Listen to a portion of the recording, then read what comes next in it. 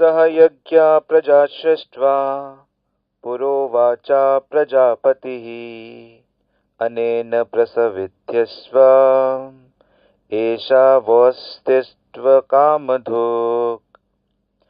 So today we shall be discussing Bhagavad Gita chapter 3 and shlok number is 10. The name of the chapter is Karma Yoga, art of doing action. So Krishna, who is the Supreme Lord, is revealing the secrets of how to act in this world. It is our big fortune that we have this human body. There are billions and trillions of living entities in this universe, and there are 8,400,000 species. Of them, human being is special because human can understand the laws of the nature. Human being can act. Human being can take decisions. They can discern between right and wrong. This higher intellect, which is known as higher conscience or vivek, is a gift by God. So, we have an opportunity to eradicate all our miseries by root in this very life if we sincerely practice what is being spoken in the Bhagavad Gita. Sri Krishna is the Supreme Lord. He is the Lord of all lords. He take incarnation in this manly world to teach us, to guide us, and to show us the right path and remove all kind of ignorances which we develop among ourselves. So there is a special way to act. It is not that we just do anything whimsically. It is not right that we eat whimsically or we speak anything whimsically.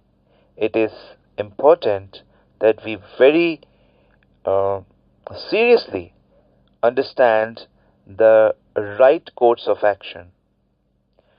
So Krishna is saying that no living entity can remain inert.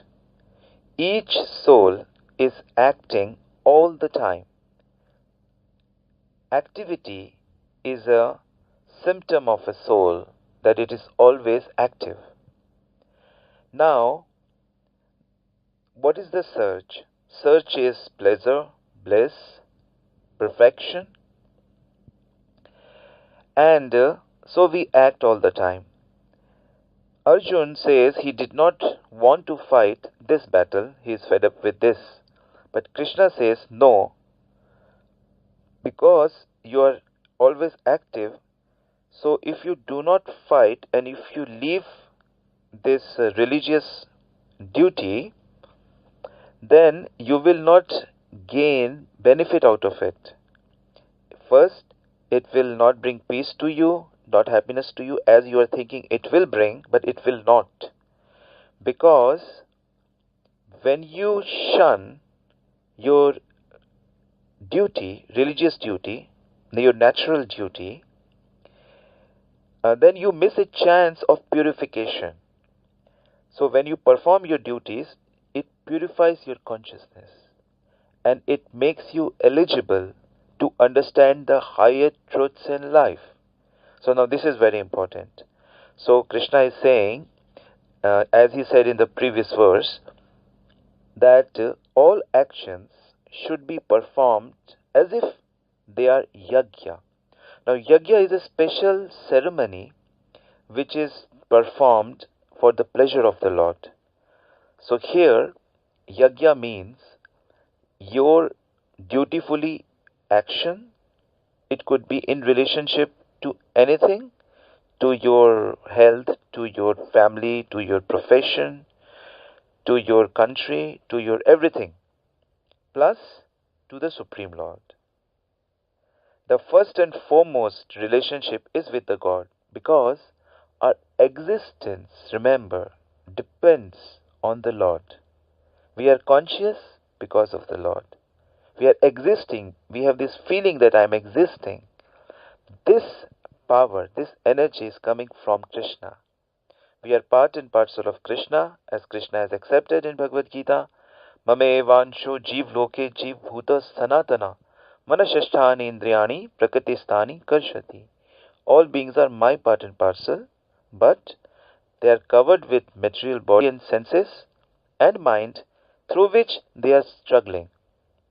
Mameva ye prapadyante maya metam tarantite. But if they surrender to me, then this illusory energy will leave them and they'll come in the real knowledge and real bliss. Anyway, today's verse is saying that in the beginning of creation, the Lord of all creatures sent forth generations of men and demigods, along with the sacrifices for Vishnu, and blessed them by saying, Be thou be happy by this yajna, because its performance will bestow upon you everything desirable for living happily and achieving liberation. So Krishna is saying that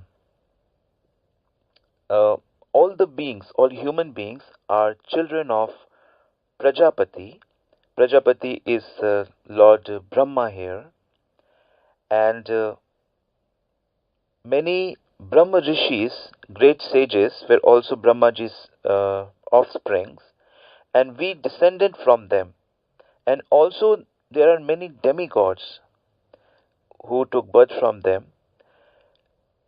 These demigods are the residents of heavenly planets. In India, it is confused. People get confused that demigods and God are same. All demigods are actually God. But no, Krishna is Supreme Lord and demigods are his eternal servants.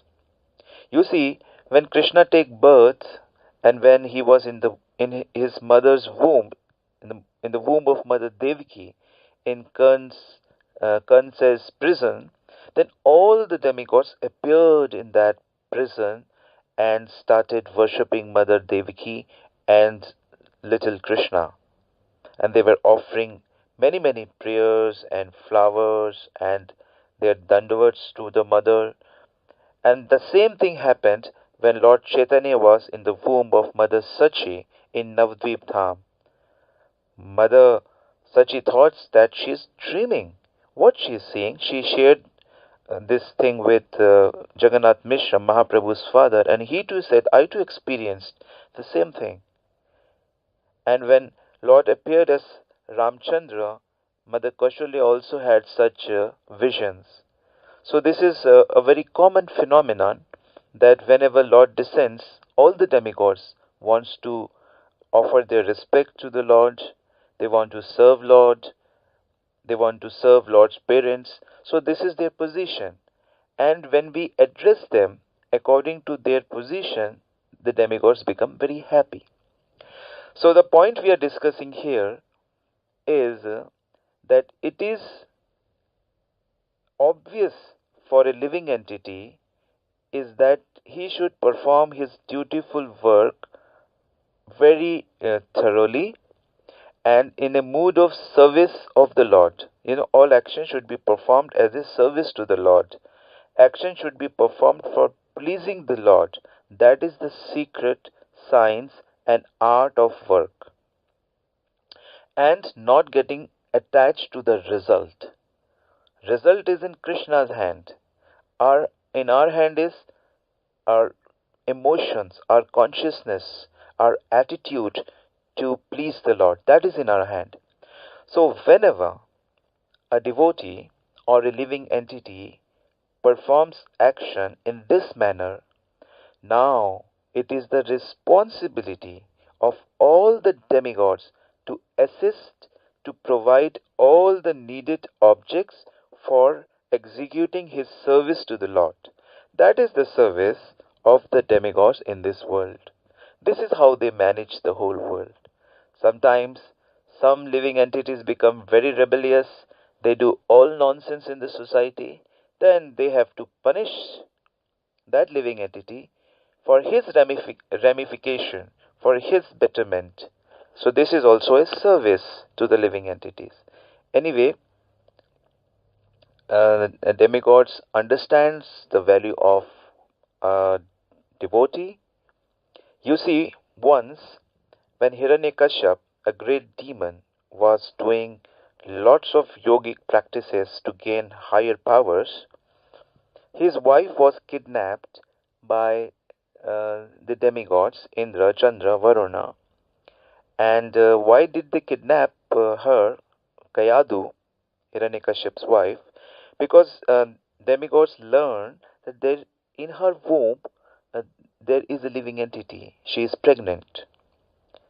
So they thought this will be a bigger demon. So as soon as he is born, we will kill that demon. And demigods, of course, cannot kill a woman, so they kidnapped her. At that time, Narad Muni came. Narad Muni is a celestial sage for the demigod, and he said, "No, no, you don't know. There is a great devotee in her womb, and he is a first class Vishnu lover, Krishna lover." When the demigods heard that, they immediately begged for forgiveness to the mother, and they offered their dandavats, their obeisances to Prahlad, and they circumambulated mother 3 4 times, and they prayed her, and they went to their uh, divine abodes. So the point is, demigods understand the importance of devotee. Demigods think that they cannot be devotee, they are not devotee, and so the position of devotee is so high. Even Krishna says that anyone who says he is my devotee is actually is not my lover, but anyone who serves my devotee is truly my devotee. This is what Krishna's certificate to all the beings. So, Tomara Hridaya Sada Govinda Vishram, O devotee of the Lord, you carry Lord in your heart. So, how and you make every place as a place of pilgrimage. That is the power of devotee. Krishna says, I walk behind my devotees. Why? So that their dust particles fall on my head and I become pure. So this is what the importance of devotee is. So it is a duty of all the the demigods, devatas we call in Sanskrit, to support, to provide all the objects, things necessary for serving the Lord. So devotee never worries about anything, and he thinks by the mercy of God everything is happening, which is actually the truth. So this is how, with cooperation between men and demigods, it brings happiness to all. This is what this verse is saying us. And in the present times, the easiest way to do sacrifice, to do yajna, is Sankirtan yajna. It is recommended in Bhagavad Puran that people who are sufficiently intelligent, they worship Supreme Lord through the medium of Sankirtan, through the medium of chanting the name of Krishna. So, the Lord appears as Lord Chaitanya Mahaprabhu with Gadadhar, Advaitacharya and so many his associates, and all intelligent people joins his Sankirtan party, and they perform Kirtan. They purify the whole universe. They purify their existence, their hearts, everything, and they relish the true emotion and true love which we all are searching life after life. So this is the role, this is the duty of the demigods who are in charge of the material nature, and they do it as a service to Krishna. So we will stop here and discuss it tomorrow, the verse number 11. Hare Krishna.